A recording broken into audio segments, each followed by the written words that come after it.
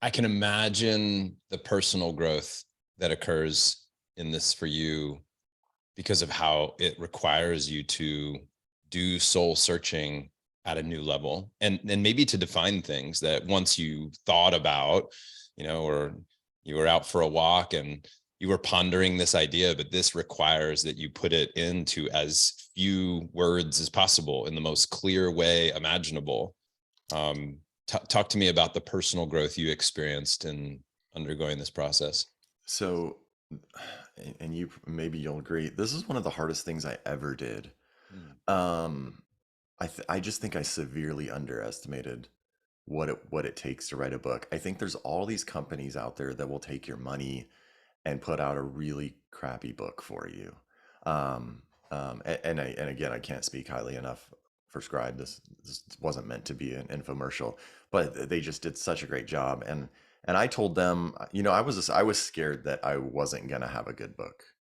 I said I don't want to put out garbage. Like there's enough of that. So please, at any point that this is turning into garbage, please stop me and keep my money, but I'm not putting this out to the Right. world if I'm not proud of it. Um, but one of the growth things is it actually causes you to ask yourself, why do I think this, or why do I think I know this? And there was actually a few things that I thought I knew that I was just wrong about. And I'll just give you like an example. And maybe this isn't that I was wrong about it, but this is just like an example I give to everyone that asks me about like the research part of it, right? I say 97% of people don't have written goals based on a Harvard study or something like that. So I have that in my book, right? 97% of people don't set written goals. And my editor goes, "Cool. Give me a citation for that." Right. Oh, okay. Sure. That should be easy to find, right? I swear, dude.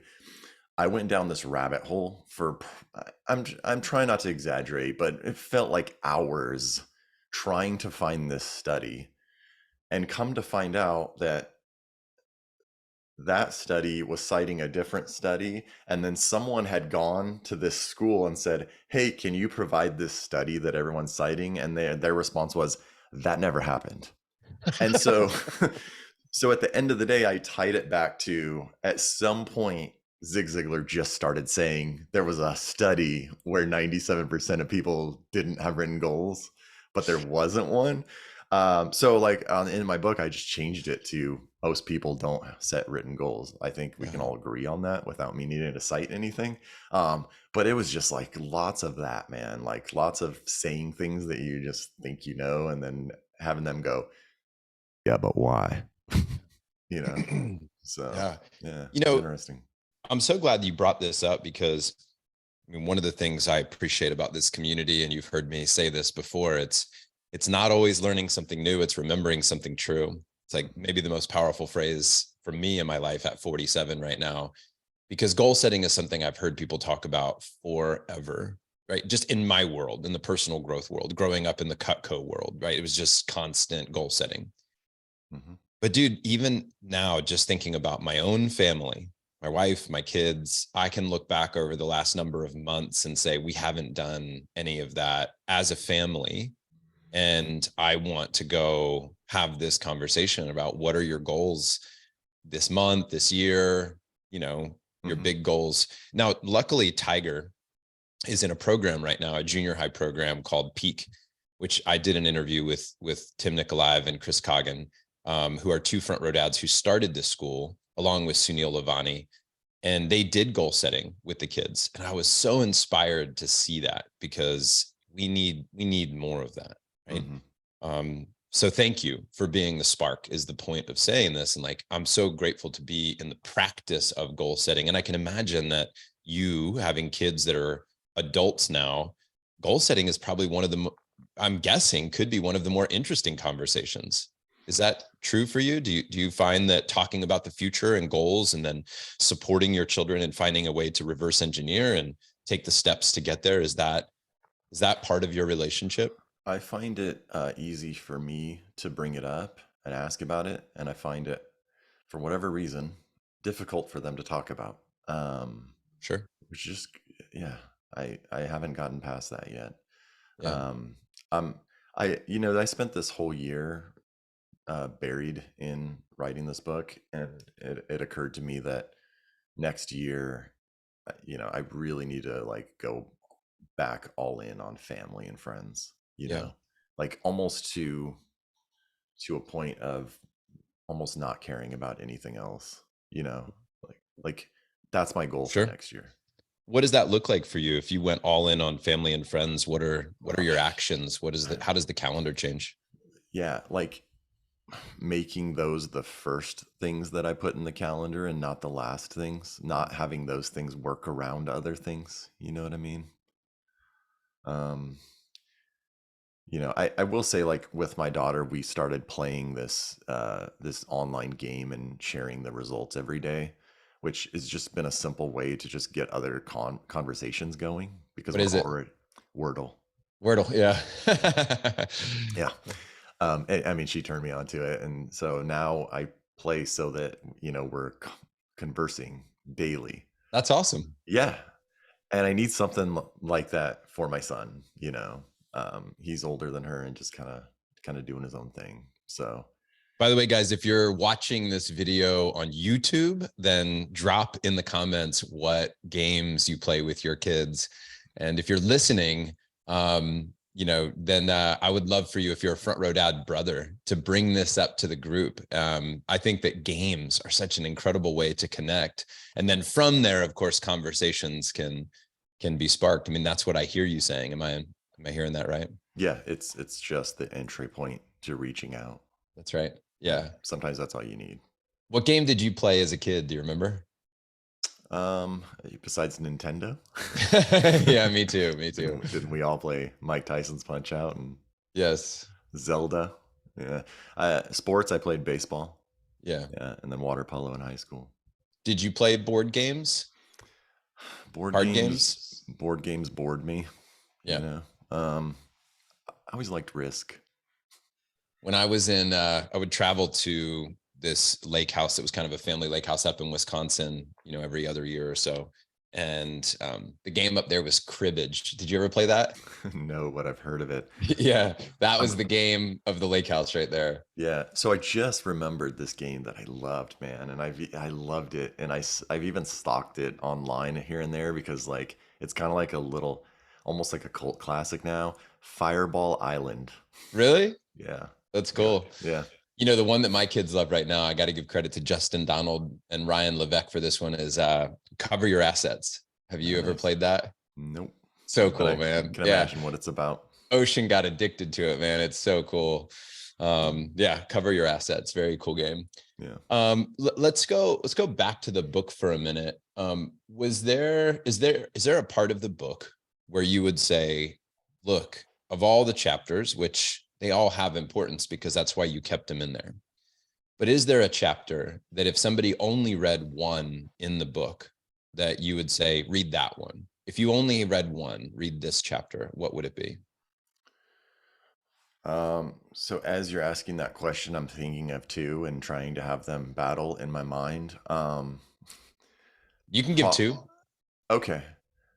The first chapter is called Mindset, and I feel like that's an important one, right? And then the last chapter is called Becoming, and it's the idea that, once you've worked on yourself, you get you continue your journey of becoming your best version ever by helping others, Mm. um, and giving back. So it'd probably be a tough choice for me between the two because I feel like mindset is where everything starts, but maybe becoming is where it finishes. So, And I'm going to come back to both of those in a second, but when it comes to the best version ever, do you have a vision of what that looks like for yourself? Like, is there a moment when you feel like I am the best version that's ever been of Josh? How do you articulate that through what is and what could be? so that's one of the things I mention in the book is that you're always your best version ever at any given moment. It's not a finish line that you hit. It's your best version ever are milestones, and you get to decide what that looks like. I say your best version ever today may not look like what your best version ever looks like tomorrow, because for everyone it's different. For someone it could be becoming the best parent ever. For others it could be the best business person ever. And I even say in the book, and for some it's just being able to go surfing every day after work, right? Like that could be the best version of yourself. You get to decide. And was there any part of the book as you're writing this that you really questioned whether you should keep in? Was there any part of the book where you're like, do I write that? Do I pull that out? Was there, for Yeah, whatever reason, of how vulnerable you were being or how controversial the topic was? absolutely. I mean, there were things that I did pull out because, I think every family has its issues. And there were, I mean, I didn't have the perfect childhood, right? So, I mean, there were things that I pulled out where I thought, you know what? This doesn't take away from my message by not including it. So, but could some harm come by leaving this in? Yeah, you know. Did I have to say this person? Could I change it to a friend? Yeah. And still deliver the same message? Absolutely. I censored myself. I heard a friend say recently, he's like, you don't have to process everything with your partner. Yeah.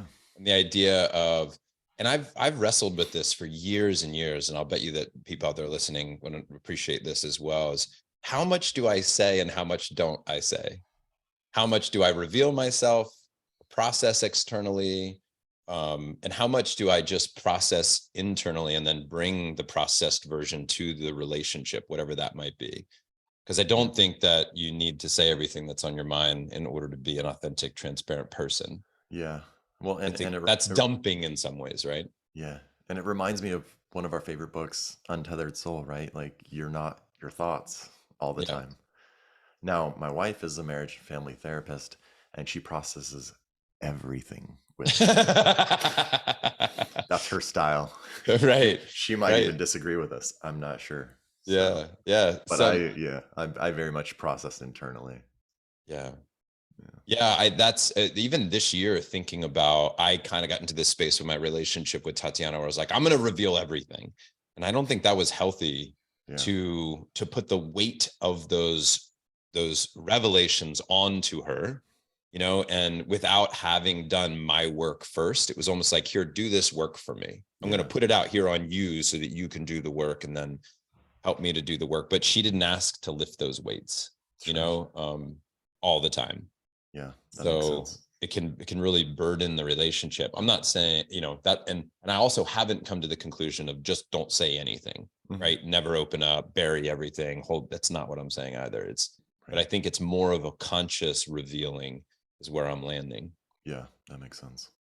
When you with the book, are you going to do any type of speaking? Are you running workshops? Are you planning on expanding this thing that you did in your home where Yeah. you're getting people together? Yeah, I'm planning on expanding the thing that I did in my home. Last year it was an event at a venue. This year it'll be, I mean, and this is super late notice, but it's in 2 weeks in San Diego at a hotel ballroom. So yeah, but the plan is to do those consistently next year in various locations, and then of course, definitely speaking, but more like this. Yeah, more casual conversations. For sure.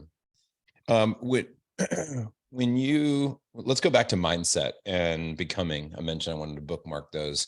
Let's talk about mindset for a minute. What's the essence of that chapter?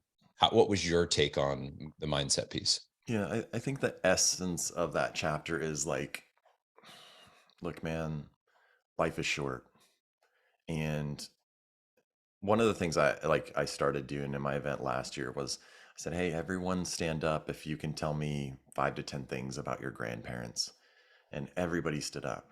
And then I said, okay, now stay standing if you can tell me 5 to 10 things about your great grandparents. A few people sat down, and everyone sat down when I got to great great grandparents. Right. And I said, look, they were alive like 80 years ago. It wasn't that long ago. Right. definitely within the last 100 years. And so it's easy. Sometimes we forget that within 100 years, we'll pretty much be forgotten. This house that I'm living in and that house that you're living in, there's going to be another family in there with no knowledge or recollection of you, making their own memories Ooh, in our yeah. houses. So, and it's not meant to be depressing. It's meant to be like, hey, what's really important here? Like, Yeah. your legacy is not having your name on the side of a building. Your legacy is how you treat the people that are right in front of you every day, your friends and family, like the people that are most important to you. That's what your actual legacy is. And then we talk about the spotlight effect, which is, there's this dichotomy where right now in my mind, as I go about my day, I'm almost like the actor as the star of my own movie, right? And so are you. In your head, you're the star of your own movie. But at the same time, all of us are supporting characters in everyone else's movie because we're all just seeing our own life's movie, right? It's the spotlight effect. It's thinking that people are paying more attention to us than they really are. I always bring up the example of like the group photo. Somebody takes the group photo, they take 10, 15 shots, right? And then everyone goes, hey, how did it look? What do you look at? You look at yourself. I'm not looking at John Vroman and analyzing him in the photo, and I'm not looking at my wife and analyzing her. You look at yourself. It's just the natural tendency. And so, sometimes a friend will be like, the photo's messed up. My hair's out of place. Nobody else even noticed that. And so I'm getting somewhere here. We all have, oftentimes we don't try things or we don't do certain things because we're so worried about how everyone else is perceiving us. But the truth is they're so caught up in their own thing, they're really not paying attention to those things. And that's an empowering thing. Just go for it, just do it. Nobody's paying attention. My friend Mark sent me this quote like a few days ago, which if I had gotten it, I might have even included it in the book because it is saying exactly what I've been saying, and I'm going to read it. At age 20, we worry about what others think of us. At age 40, we don't care what they think. And at age 60, we discover that they have not been thinking of us at all. So that's kind of like the mindset chapter. Yeah. And how about the becoming chapter? Talk to us about the essence of that. The becoming chapter is, essentially, maybe mindset did win because I have a little bit less to talk about with becoming. But no, I mean the whole idea is that like, once you climb the mountain, at some point fulfillment comes from throwing the ladder down and helping others climb with you, giving back. I think I used your um, examples of the toll booth worker lady Oh in yeah, that yeah, in that chapter. yeah. But yeah, yeah, becoming is, yeah, just figuring out what's really important in life and giving back. I had a buddy who wrote something recently and he made a comment about sending the elevator back down.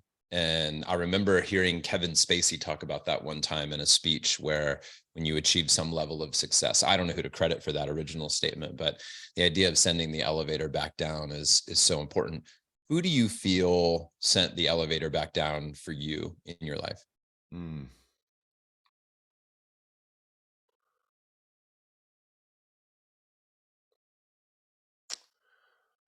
I guess I know there's probably a few. Probably. So my first mentor was a guy named Tony, and just this crusty New York type guy of just like probably on The Sopranos or something. But no, I when I was in 2005, I wanted to get into real estate, and this dude just was like, "Drive to my office, and I'll teach you everything." I mean, he didn't have to do that, and I would take off work and drive an hour and a half to his office just to sit there and watch this old dude calculate mortgages and interest rates using a calculator and paper and a pen. And I mean, I would just sit there and learn from him. So I think that was definitely the first one. There's probably others that I'm What drawing a did you blank learn on. from him? What was the value? I mean, just how to not just how to do loans, but I mean, he taught us old school stuff that we were like, we have no use for this. No one's doing this loan anymore. And then probably within 5 years, that was the most popular loan that had come back into style. It's like he was just like, "You're going to need this someday," and we were like, "No, we're not. Do you think it We're was I'm just reading into this for a minute, but do you think it was the vibe? Do you think it was just his confidence or his bravado that was inspiring to you? Do you think it was simply somebody going after life and being willing to help another person? There was just an energy to that? Yeah, I think so. I think he was the probably the first. Mentioned him in the book. And now it's come back to me. He was the first person in my life that helped me who wasn't expected to help me, right? Your parents are expected to take Yes. care of you. Your Yeah. teachers are expected to teach you and help and show you things. But he was the first person where there was no expectation, you know. Yeah. Yeah. No, I think that's awesome, man. Yeah, that's a I think that's a beautiful part of a mentor is that sometimes when you can't put your finger on, well, what is it exactly they taught you? A lot of times it comes back to like it was a belief. It was a Yeah. there was some type of energy to this, and it was they were for me in some way, shape, or form. Yeah. That's how I describe mentors in my life is they saw something in me. Hmm. Like you, I see you in this big planet, and and we know that in 100-ish years nobody will know who you are, but I know you right now. I see Yeah. you right now, right? Yeah. You matter to me. I know your name. I know what you want to do. I'm going to loop you into my world. I'm going to let you watch. I'm going to support you. I'm going to just throw you a compliment occasionally here and there or Hmm. a challenging question, whatever it might be. It's like the benefit of a mentor is I'm not doing this alone, Yeah. right? I'm not alone in this world. I got Yeah. somebody on my team. Yeah. Yeah, and that's also in the chapter becoming about, not only becoming a mentor, well, you about finding a mentor and becoming a mentor. Yeah. How do If you you want to mentor people now? How do you want to send the elevator back down? What are your opportunities for that? I mean, we might have already talked about them with these events in the book and all that, but are there other for ways that we haven't explored? that we haven't, probably not. I mean, I don't know if it's come out in this show yet, but I'm also run several real estate brokerages, so I mentor people in those ways as well. But no, I think what brings me alive is just showing people that they can accomplish things that if you've seen someone else do something, it's like all the evidence that you need that it can be done, so just showing people that there are ways to see something and methodically go after it, same way I did playing drums. One of the ways that I've seen you help people over the years is the Impact Club. Is that what it's still called? Yeah, just quite honestly, COVID kind of put a rest to that. Even when I went to do an event a few months ago, two out of the three charities I contacted were just no longer even around. Oh, wow. Yeah. So we're just kind of giving back in different ways. Yeah.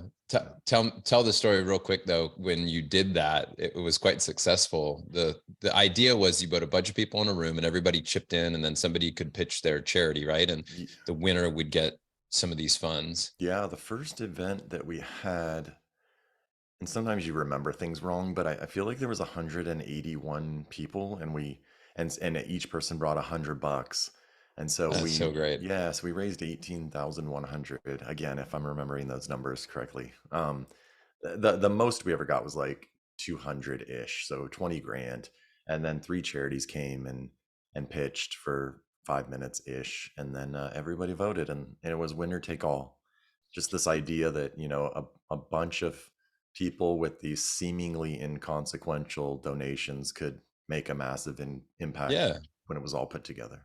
Oh, it's awesome. So Yeah. strengthening community. The Hmm. other two charities that might not have gotten or received the 20 grand, though did get airtime. Other people may have become interested to support those charities through financial means or other means. That's exactly Um, what happened. yeah, man, that's so cool. I really appreciate that you were doing that.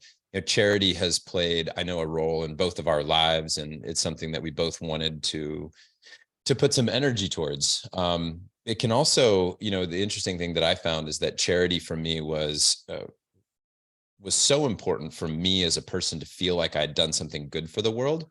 And then I realized that I was putting so much time and attention into the charity that my family was suffering as a Hmm. result of it. And so I had to actually throttle back a little bit on how much I was giving to the charity, because I had this blueprint in my mind of what it looked like. And actually I developed this belief, and I don't know if you can relate to this. I'm sure people out there can relate to this, is that it wasn't real giving unless I was hurting. Mm, Like it was like, it was, if it was easy to give, that what really wasn't giving. mm, Giving would be to the point of like depleting myself almost as a badge of honor, to say, look how I didn't sleep, look how I wasn't able to pay my bills because I gave it all away to charity, as an mm. example. Like that's that's how good of a person I really am, Yeah. trying to be a good person by showing that I would give myself. It's almost like I dove in front of a bullet to Hmm. save your life. Got it. That's the only way that giving felt great. Mm, So I had to pull back a little bit on that, a yeah. lot on that, so that I could truly be a family man first and give to my wife and kids, who I was sacrificing along with myself. Yeah. Yeah. I never reached that state. It was more like, yeah, I gave until it felt good. That's right. That's Yeah. right, dude. I love that phrase. We've used that phrase. Which just reminded me of something you always said. You know, which is included in the book and totally attributed to you. But I remember you saying, like, if you're not sure how you can give back, marry your greatest love with your greatest fear. Yeah, that's it. Do you know what my weirdest, most irrational fear has been for a long time? Tell me. Getting arrested for something I didn't do. So Dude, I get it. this set up the perfect way for me to give back, because the Innocence Project actually uses, donates legal resources to get people that have been wrongly convicted, and most of the time I believe are on death row for something that they didn't even do. So that's where I'm donating the proceeds of this book, because I'm like, oh my god, if there was ever a charity for me, Yes. it's this. I mean, one of the guys, I think the longest person was in jail for 39 years. Yeah. I mean, I can't even. That's my worst fear, man. Is like losing. Like we just said, in 100 years we won't even be known. So just losing half of that time, Oh man. Those are the most heartbreaking stories.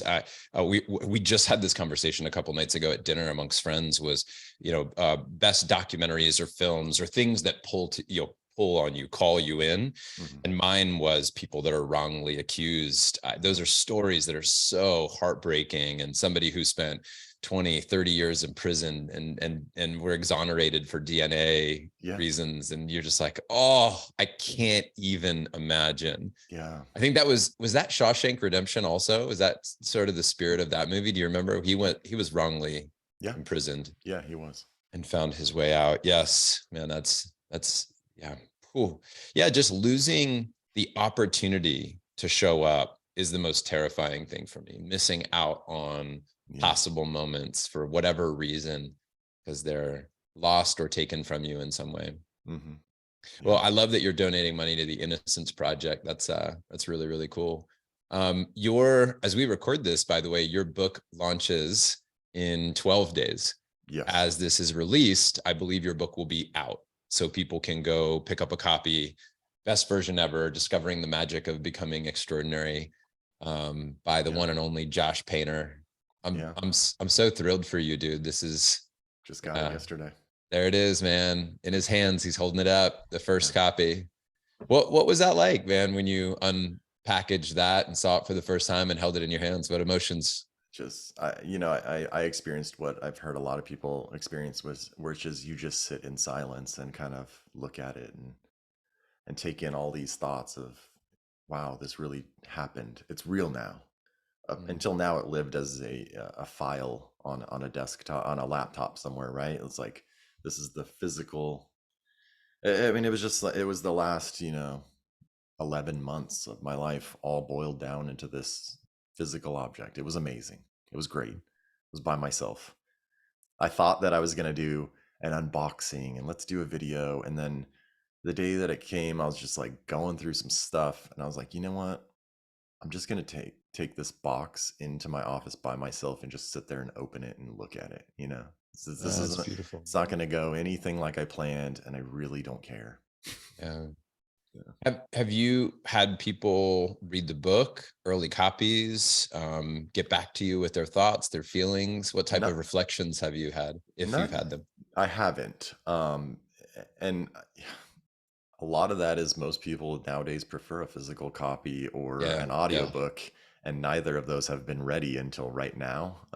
yeah. So I did send it to one place for a review, and they gave me a nice little write up. But now I'm just gonna start right now, kind of getting it out there and getting some blurbs.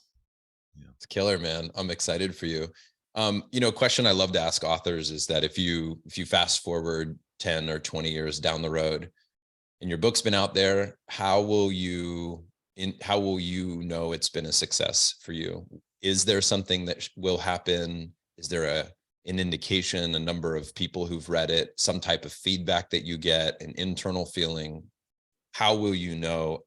And maybe that's just a dumb question because maybe it's just getting the book out there as a success. But is there something like that that you hold on to hope for in the future? Yeah, and I'm glad you asked that. It's not really it's not going to be a number of sales, right? Because that's ego driven. It's not going to be money. It's probably just going to be these random messages that come in that go, "Hey, this changed my life." That's Yeah, all I want. That's all I want. I want to know that it helped somebody. If I can, yeah. the same messages that I got after I did that first event in my living room from 10 to 15 people, if I can get, if I can help enough people, then that would be a success. That would be amazing. Dude, I was at Seth Daly's house recently, and his daughter Laura, who's 17, who happens to be in the Himalayas with Tiger, my 13-year-old right now, and 10 other kids. She's part of the leadership team for that group that's traveling. Laura's an exceptional human. I just interviewed Alice Daly, her mom, for the book that she put out called Magic Mom, like how Hmm. she raised these incredible daughters. And one of the things that is like the greatest compliment of the Front Row Factor book that we wrote years ago was Laura at a party 4 weeks ago, or whatever it was, 4 weeks ago, saying to somebody that the Front Row Factor book was a book that really transformed her life. Hmm.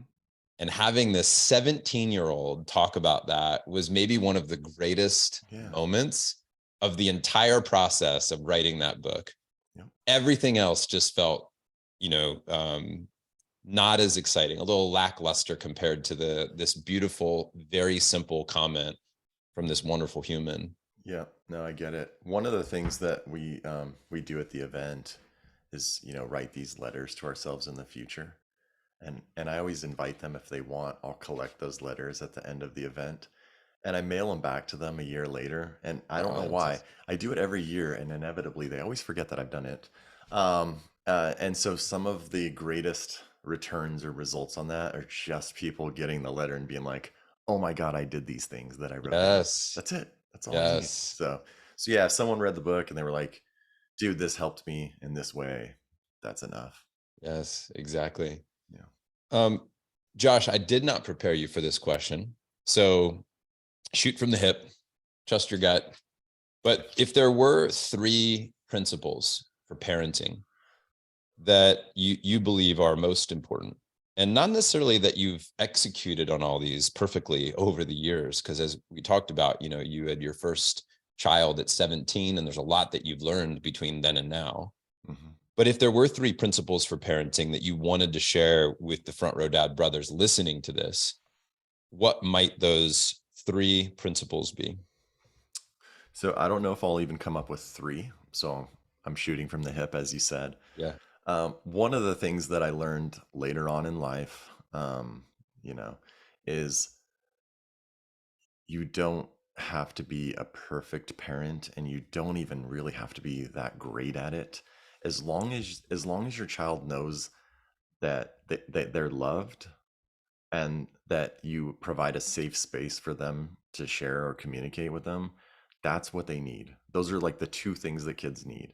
Again, I didn't learn that until later in life, but for the most part, like a lot of research says that if they just can feel loved and that they have a space to share, or communicate, that's like all you need to worry about. You're not going to be perfect. You're gonna have explosive moments where you say the wrong thing and do the wrong thing. That's fine. You're not perfect.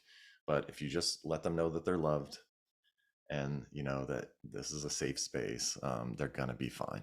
Um, I don't know if I have any other principles than that, man. I feel like that sums up a lot of stuff. But I will say, you know, as a parent of older kids, I'm sure a lot of people that are listening have younger kids. So here's a really younger guy giving you guys old man advice. Dude, it goes so fast. Enjoy it. Like I wish that's if I have any regrets, man, it's like I wish I could go back. Well, I mean, I wish I wasn't an 18-year-old dad or a 17-year-old dad, but it's not that okay, it's not that I wish I wasn't. It's just there's pros and cons to both, right? Now I'm 44 and I hang out with my kids and we go on trips and stuff and we just like bro out. But man, I did a crappy job in my 20s. I could have done so much better. So, what would I do if I could go back and be this better parent? Just I would have been more involved because I feel like when you're a 17, 18, 20-year-old dad, 22-year-old dad, not only is your brain not fully developed, you're still figuring out the world, but you're in survival mode, man. You're like, I gotta pay bills. I gotta bring money in. So I just feel like I lost good years, you know, focused on survival. But yeah, I think I'm looping. I hear myself looping, but if there's anything I could say is like spend as much time as you can with them because once they're 18, like, yeah, they'll hang out with you, but you're no longer like, you don't have this captive audience, you know, Yeah. of them. Like right now, they're captive, literally, right? Like, and once they're adults, it's like, if it works for them, you get to hang out. So yeah, I just wish I would have spent way more time, you know, Yes. nurturing that relationship, you know? Yes. Yeah. Well, so here, I mean, loved, here's your three, right? Yeah. Loved is one, safe is two, and being involved, investing time is number three. Yeah. Those are three great principles. And I think that I'll just reflect back to you one moment. Hal, our good buddy, was talking about his dad one time in a conversation. I don't remember where or when, but he was talking about how his dad didn't do a lot of the things we talk about in front row dads, like the family board meeting or family meetings or any of these things that we might present as options for frameworks of how you might approach fatherhood. They didn't have necessarily established family values or any of the things that are possible ways to approach fatherhood now. But he said his dad loved him so much and he loved his dad so much that he's like so impressed by how he parented, but he didn't have a lot of fancy tools in the toolkit. That was it. The safety piece is one that for me as a 47-year-old man right now has even shown up in my life now of like understanding psychological safety, even leading men's groups for the last 6 years and being involved in building communities for almost 20 years. Psychological safety is no doubt at the core of people being able to know they belong, they're accepted, they can be themselves and continue to evolve, make mistakes, and still grow. And then, like you said, it's just investing the time. That's it. Yeah. You'll mess up. But it's trying to be there as much as you can. And then if you have regrets about what you haven't done to, yes, learn from that. Yeah. I mean, learn the lesson and then try to make a change now. So no matter where you're at, if you've lost the first 3 years, the first 10 years of what you feel is your parenting journey, go in now. If your kids are just left home and you're like, I found front row dads when my kids are 18. What if I found it when they were 2? It's like, well, go in all in at 18. Yeah. And for the guys that are, in their 40s that still have their fathers present, like now you can be investing in your dad and your dad can still be investing in you. We have guys in this group that are grandfathers. Yeah. Because sometimes people go, well, when are you going to start front row dad for grandfathers? And I'm like, it's this. Yeah. Nothing for grandfathers. Like if you're a grandfather, you're still a dad. Like, you know what I mean? Like, yeah, you're just a granddad. You just added to it, right? You just added something to it. So you're still a dad. Yeah. And you can always make a difference. Absolutely. Yeah. 3 amazing principles, man. Loved, safe, and being involved. I really appreciate you sharing that. Josh, anything else that is coming up for you that you want to add to the conversation, or a topic that you'd like to bring to the table? Mm. I mean, at the risk of this going 2 hours instead of one, I think I think we touched on some good stuff, man. Hey, on that note, I've got to say that I think you are great at not over talking a point. Do you are you ever guilty of mansplaining things to people? Um, it's that's a great question. One of my friends jokes, he's like, everyone thinks you're an introvert, and even when they meet you, they might think he's like, it's common for people to think I don't like them the first time or two I meet them because I'm very much in my head and just thinking about things and analyzing. He's like, but man, once they get to know you, sometimes you just don't shut up. Um, Really? yeah. I think yeah, I mean I think I was very introverted in my 20s, and now I just realized that like connection and authenticity is how we, sorry, authenticity and vulnerability is how we connect. Yep. And so I try to consciously practice, vulnerability and being authentic, being real sometimes to a fault, but yeah, sometimes I talk a lot just to connect because maybe because I spent a whole decade not, being introverted. And that's another thing. It's like I think that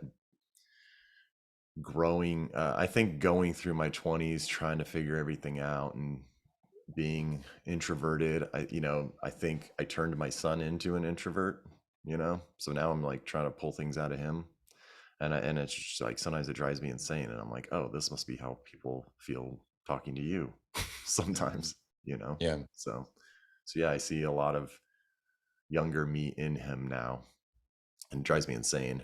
And my wife always says, well, you spot it, you got it, like she says, it's like if something drives you crazy about someone, it's probably Dude, because you do it or you have it. So dude, she's I like, love that. yeah, That's cool, man. I've yeah, never heard that. You spot it, you got it. very simple. That's cool.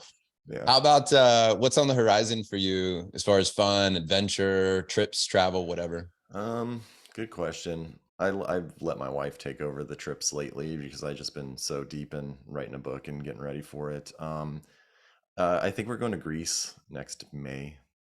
But again, don't have a lot of things planned other than turning the events into more large scale, more frequent. And again, this 2023, I'm just going all in on relationships, man. I feel like I've been in work mode for too long, and the friendships and the family have suffered in that. So I'm gonna practice what I preach and go all in on that area of life. So some guys listening to this are Front Row Dad brothers. They're members of this community. Other people may have just found the podcast or have been listening for a while and they're not members, but maybe they're considering being a member of Front Row Dads. What would you say to anybody listening, especially those on the fence of whether or not they might want to participate? Why would somebody want to join or become part of this brotherhood? So I've been in a bunch of masterminds, high level like this, and I mean, I could probably count on two hands how many I've been in. This is hands down the best one that I've been in, and just the group of guys and the level of conversation, it's just amazing, man.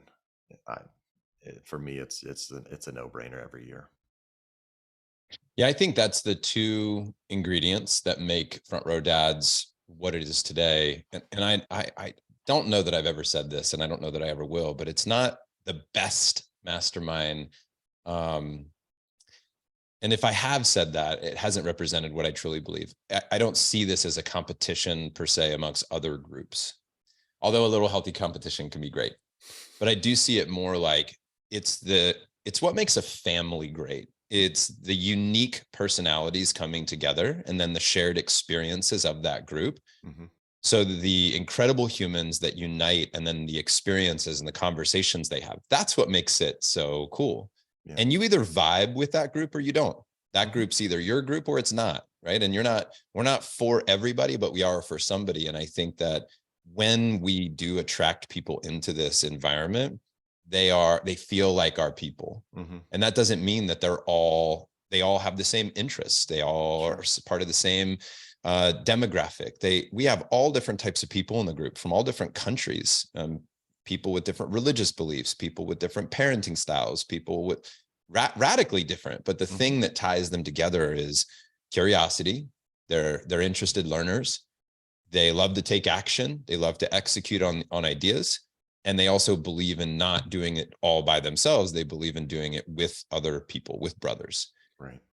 That's a cool part of the tribe that Yeah. we've attracted, is those three core values. Hmm. I'm so glad that we've had a chance to do life together in various ways, Josh, all the way back to best year ever. That's where it started, right? Yeah. Dude, a great tie. I certainly didn't plan this, but our first connection was best year ever blueprint, correct? Yes. With Hal in San Diego. Yes. Was that back in 2015? I think it was actually December 2014, but yeah. Yeah. Holy cow, man. Yeah. Lots transpired since then. I was just on Josh Trent's podcast. Hmm. And were you in the same group with Josh, by the way? The same, The QLM. yeah, Yeah. QLM. Yeah. Yeah. And Josh and I were talking about how I was on his podcast back in like 2000. I don't remember when it was, 2007, 2017, maybe even earlier than that. But yeah, maybe it was 2015. I was on his show. We just met, I remember, in that ballroom right outside the airport. A lot Yeah. transpired. What was life like for you then, man? What were you, what's shifted between Josh of best year ever, December 2014 and now? How are you Uh, different? yeah, that's a great question, man. Which reminds me kind of like, I don't remember if we talked about this earlier, but it was something I mentioned to you before we started recording, is like, for me it's fun to look back at how how am I talking to you today, and how I can like tie it all the way back to, I had coffee with someone that I didn't even really like. So at that time, so if I'm going to rewind real quick, 2000, it's 2008. I'm going to paint the picture for you. I'm a young real estate agent.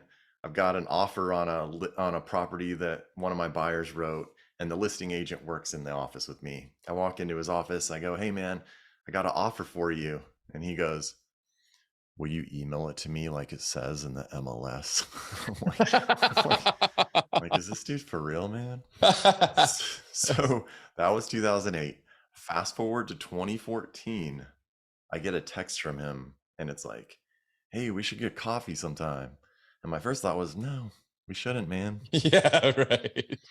And this is my proudest moment, that I've made it through your podcast without cursing, because this is where I usually This is start. where you Yeah. unleash. Yeah. Um, but for some reason, man, I just said, all right, see what's up, right? I said yes. And I'm a big proponent of how saying yes at the most random times in my life has completely changed my life. Yeah. So if I hadn't said yes, so anyway, I say yes to him. We go, he's like, "Oh yeah, we're just talking about real estate, right?" He says, "Oh, you should check out this group that does these seminars, and check them out." And so I see they're doing an event in Dallas, and I sign up for it, and I fly to Dallas. And then Hal is one of the speakers, and Hal does his Miracle Morning speech. And it's a great speech, right?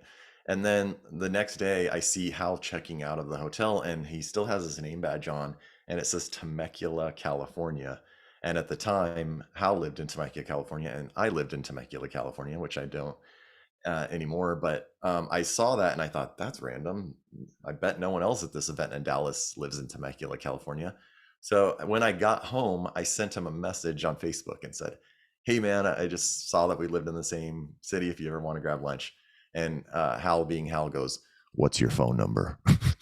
And Right.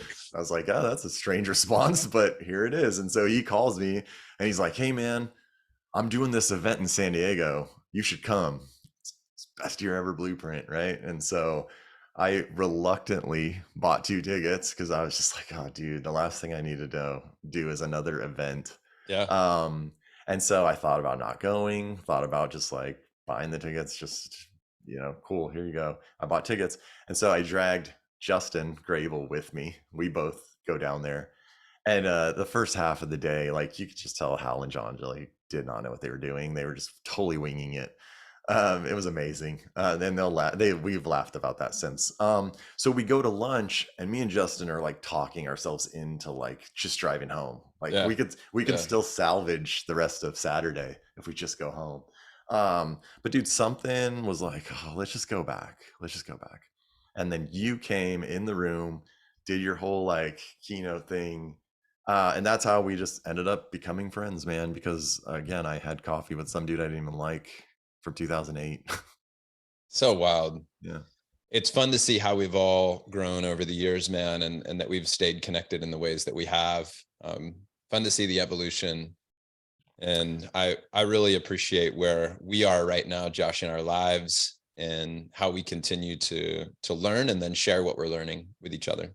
Yeah. To answer your question, 2014 me was just starting to figure out things, and where, 2014 was like, okay, I've had career success, but how do I learn more? How do I turn this into impact? How do I give back? I think that's probably where I started asking myself, how do I return the elevator down, Yeah. to use your example. And it was a few years later, that we started doing the Impact Club, which Hal jokingly said that in QLM I was voted most improved. Great compliment.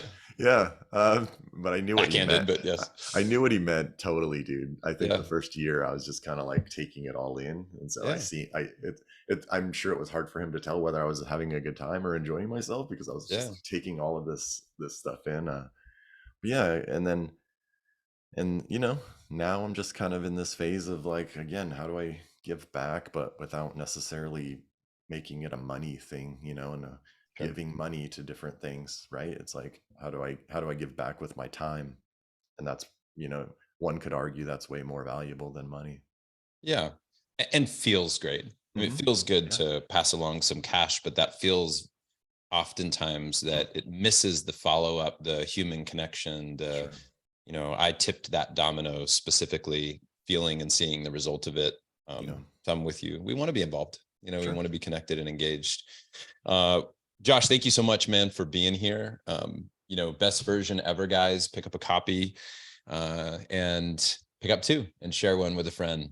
Yeah. So appreciate you, Josh. What website would you send people to? We'll link to it in the show notes, of course.